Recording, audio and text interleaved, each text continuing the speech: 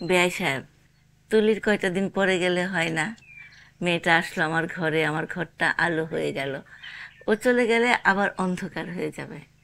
হ্যাঁ, আম্মা, ভাবি চলে যাক, এসা বেআইন থেকে যাক, আলো জ্বলে যাবে। তুমি মিয়া বেশি কথা কও। পরীক্ষা আছে না ওর? কার সাথে কিভাবে কথা বলতে হয় তাও শিখিসনি?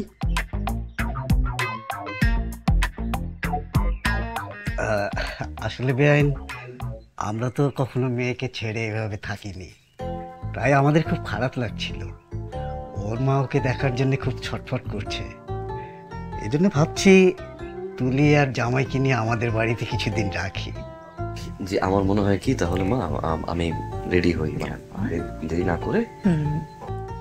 এক মিনিট, মামা হিসেবে আমার একটা কথা বলার আছে। যে বিষয়টা আমার ভাগ্নি এবং ভাগ্নি জামাই দুজনের জন্য মঙ্গল। আমার মনে হয় এই মুহূর্তে জামাই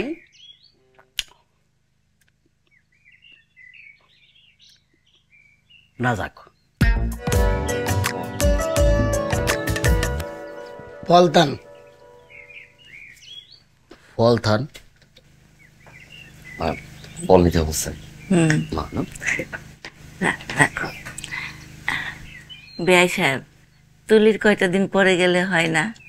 মেয়েটা আসলো আমার ঘরে, আমার ঘরটা আলো হয়ে গেল। ও চলে গেলে আবার অন্ধকার হয়ে যাবে। হ্যাঁ, আম্মা, ভাবি চলে যাক, এসা বেআইন থেকে যাক, আলো জ্বলে যাবে। তুমি মিয়া বেশি কথা কও। পরীক্ষা আছে না ওর? কার সাথে কিভাবে কথা বলতে হয় তাও শিখিসনি?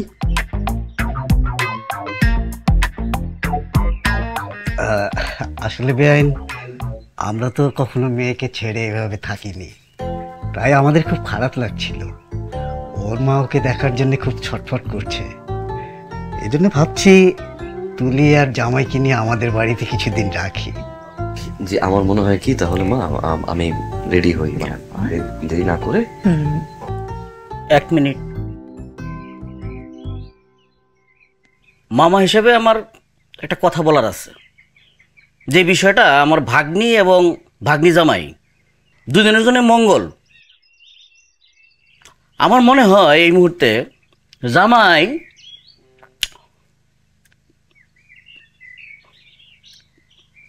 না যাক।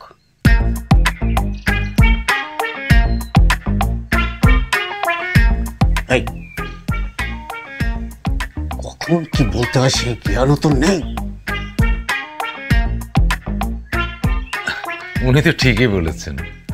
আসলে আমিও এই কথাই বলতে চাইছিলাম আর কি। আমাদের তো এই জমি জমার কাগজপত্র নিয়ে অনেক ঝামেলা চলতেছে।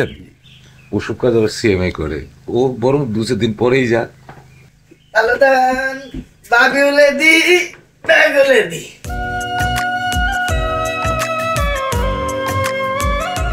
তো আমরা তাহলে রওনা দিই।